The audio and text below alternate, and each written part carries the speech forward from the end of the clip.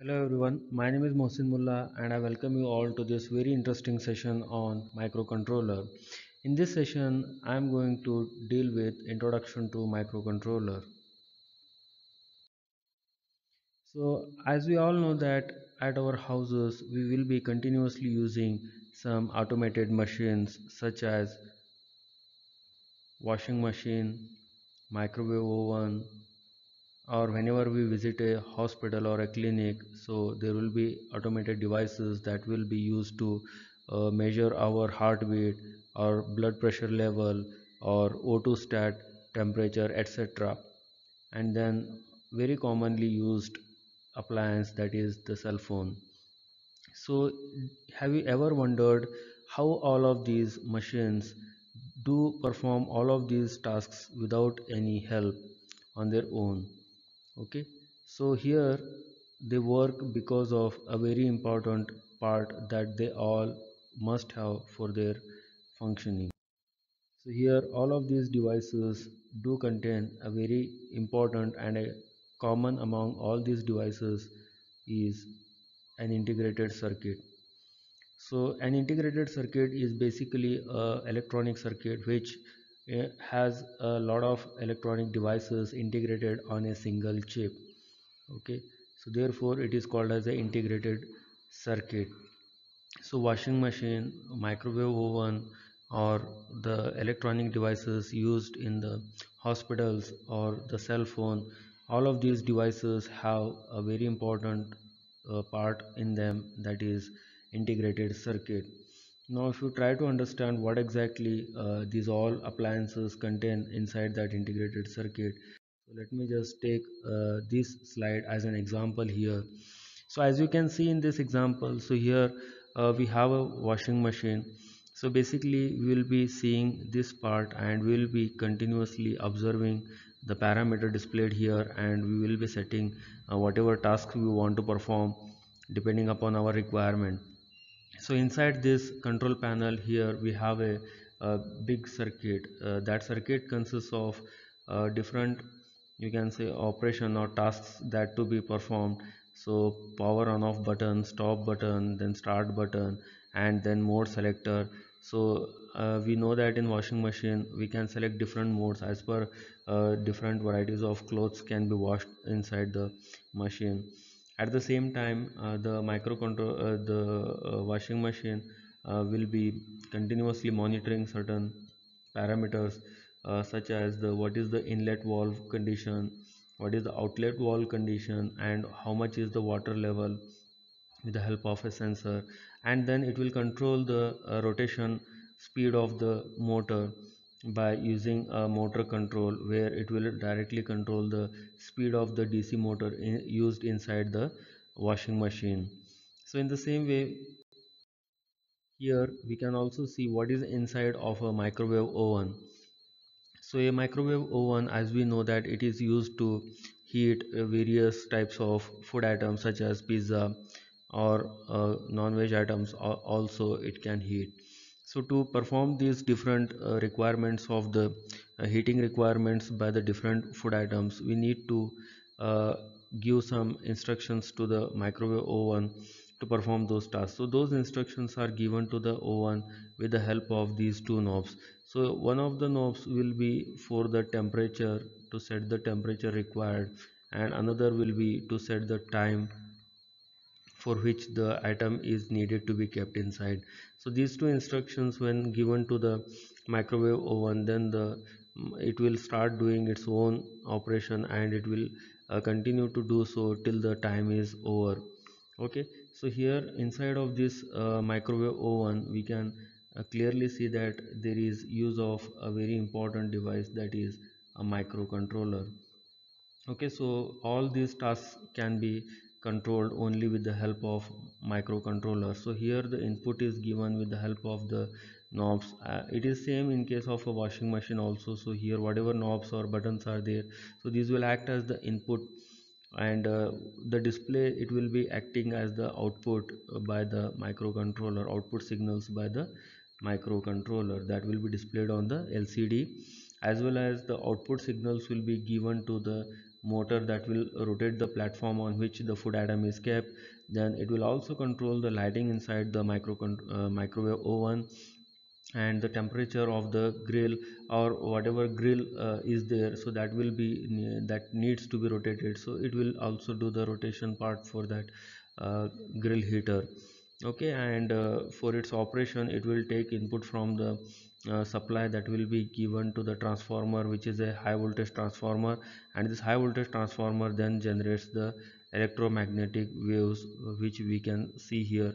So the intensity of these waves can also be controlled, and to do all these tasks, all these functions, a very important device is a microcontroller.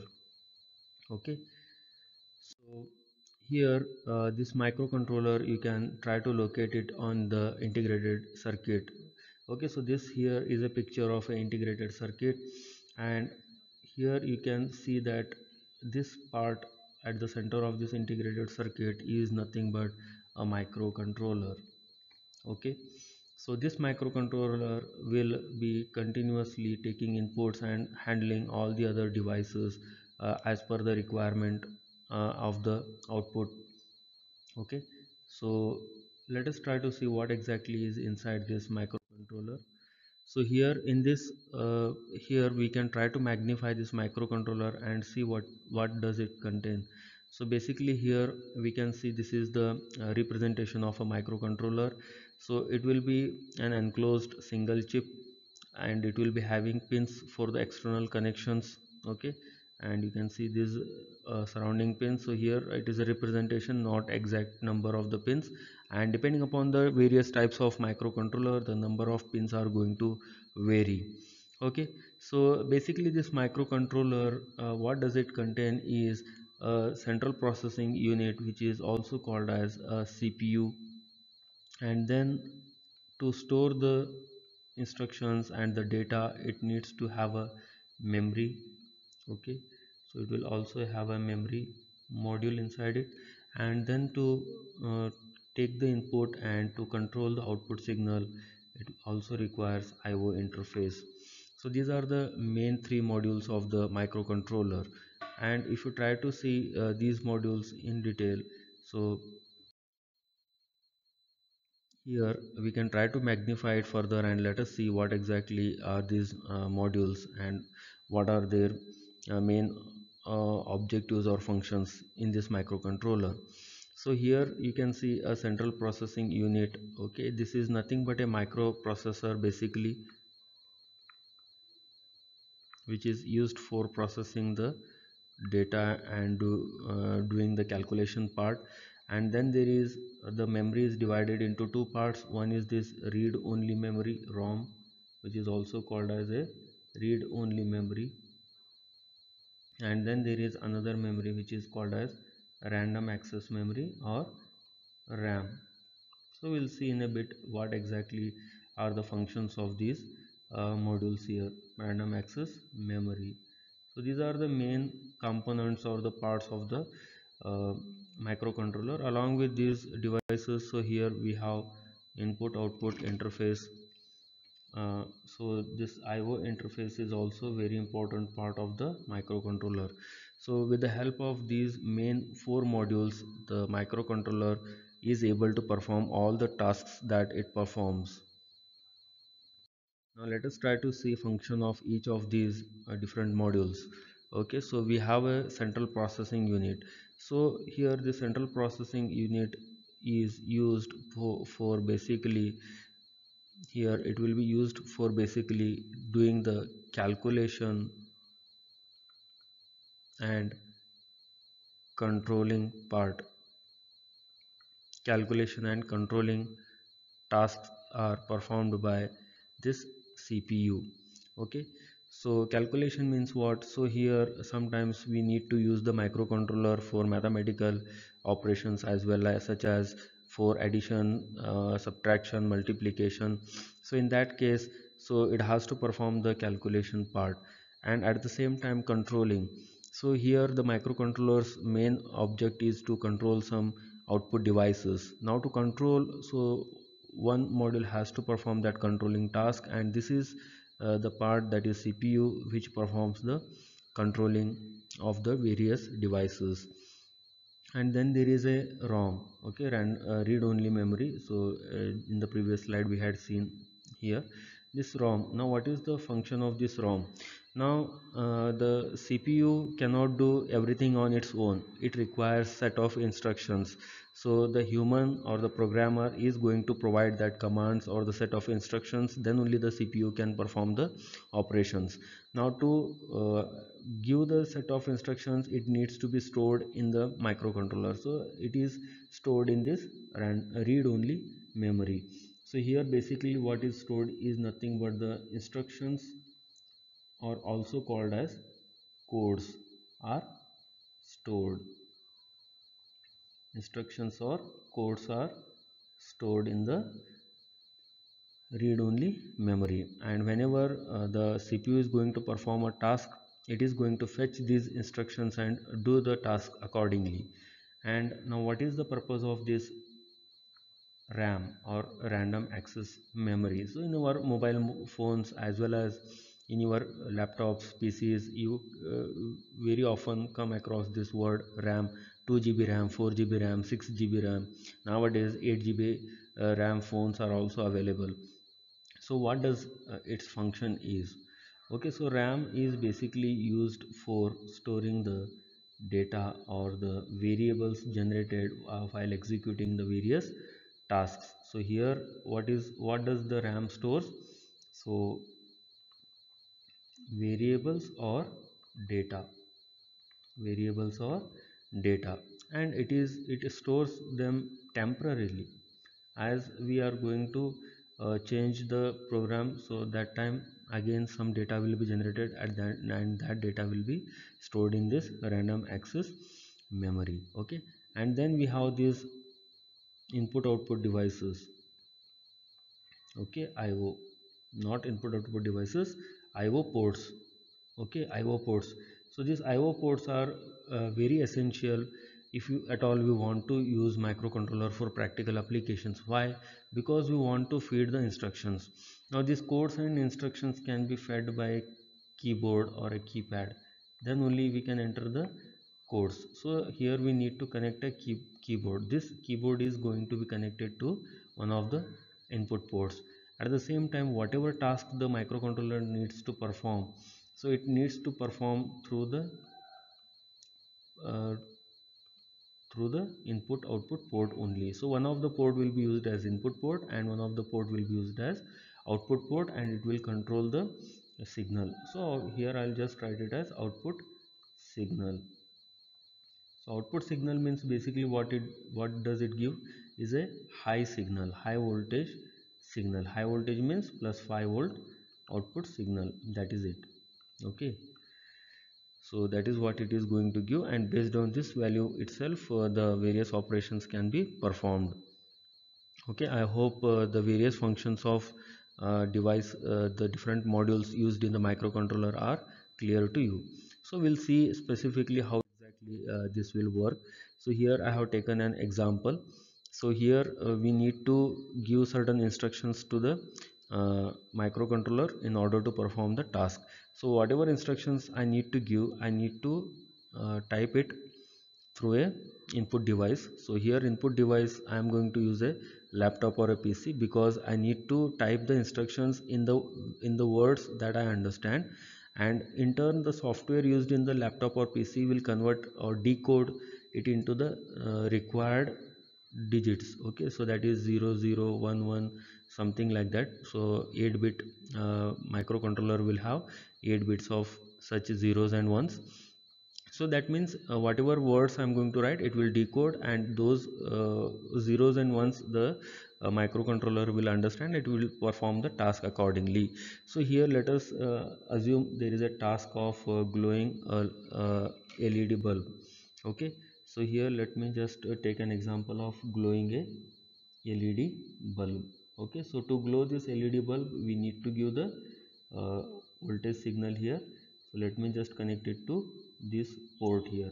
Okay, whatever external pins are there, out of those pins there will be input port pins also. So let me just connect it here and assume that this is one of the port.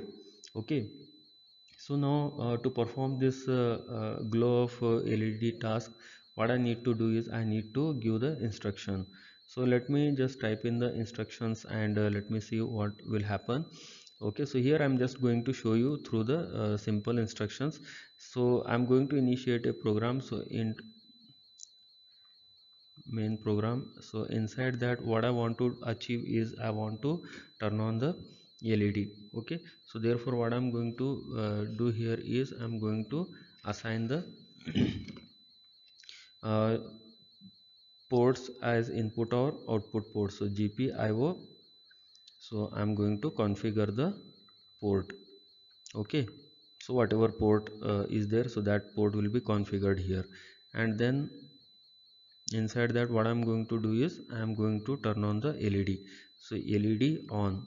Now how long this LED should be kept on, it will depend upon our choice. So let us say that the LED should be on for 1000 milliseconds. Okay, then what should happen, LED should be turned off. So LED off. Okay, and after how much time again the LED should be turned on again automatically. So again we are going to give delay after this off as 1000 milliseconds. Then again the LED will turn on automatically, then the our loop is closed, and the this instruction will be typed on the uh, laptop, and when you press on run, what will happen is these instructions will be stored in the ROM. And now this CPU needs the instructions to do the task. So first of all these instructions will be fed in the this ROM, and from ROM these instructions will be taken by the CPU, and CPU is going to perform or process this instruction and decide what to do. So once it comes to know that it has to perform the task of turning on or off of the LED, so it will configure or give the signal to the configured input output port, IO port. Okay, and in turn that IO port will carry the required signal, that is plus 5 volt will be carried when the LED on signal is given. So because of which the LED will start glowing. Okay, and after a required time delay it will automatically get turned off. Okay, so here you can see what is the use of this ROM and how actually application can be performed with the help of a microcontroller. In the same way we can also see one more example here where there will be use of RAM. Suppose there is a task of adding two numbers and getting the result or displaying the result. So for that we need to give the numbers. So here I am going to give say 2 and 3, and because of which the value generated for Z will be 5. Now these are the values. Whenever I am entering 2 and 3, that time it is going to generate 5. So these are temporary values. So where these will be stored, so definitely instruction will be there and instruction will be taken by CPU, but this data will be entered, this data will be directly entered where, in the RAM. So this x equal to 2, y equal to 3 will be entered in the RAM. So whenever we enter a data, so that will automatically go to RAM, and whatever output is also generated, that will be also available in the RAM, and from RAM it will display the output. Okay, so this is what we can understand, that the whatever variables or the data, so these are the variables. So these variables are going to store in the RAM memory place. Okay, not in the ROM. Okay, so next, IO interface. Now to interact with the outside world, uh, we need to have some input devices as well as we need to have some output devices. Okay, so those are called as the IO interface. So those are connected to input output ports. So here one motor is a output device which whose speed needs to be controlled. It will be connected to IO. Then we need to give the instructions, so we need to connect a keyboard or the keypad here, so that will become an input device. Then we have to display certain parameters on the screen or the LCD display, so that will become the output device. And then we have to also enter some commands, so with the help of a touch screen also we can enter the commands, so that will become the input device. So here different types of input output devices can be connected to microcontroller through IO interface. then clock signal. So to perform all the tasks synchronously, we require a common beat, okay, unifying beat, and that unifying beat is called as a clock signal. So the clock signal will be having a high level and a low level, and every high and a low level together forms a cycle, and a microcontroller executes one instruction during one cycle. Okay, so this is the clock signal. So there is a high level and then there is a low level. Okay, so here it goes to high and then it goes to low, like this. So this particular up to here it is called as one cycle, and one instruction can be executed only in one cycle. Okay, so here if you want to see that the instructions, different instructions that can be executed with the help of this particular clock signal is, okay, so here let us say this is cycle 1, cycle 2, cycle 3 and cycle 4. So here first will be say the address, to fetch the address. Okay, then say we are going to perform some task addition. Okay, and that will be executed here in the third cycle. Okay, so that will be executed. So like this, the here in one cycle, so there will be one high and low, as I told you. So every instruction will be executed during one cycle. So now to give this frequency, constant frequency, we need to have a source which is called as a crystal. Okay, so here the sources are, one is the RC, internal RC oscillator, and a crystal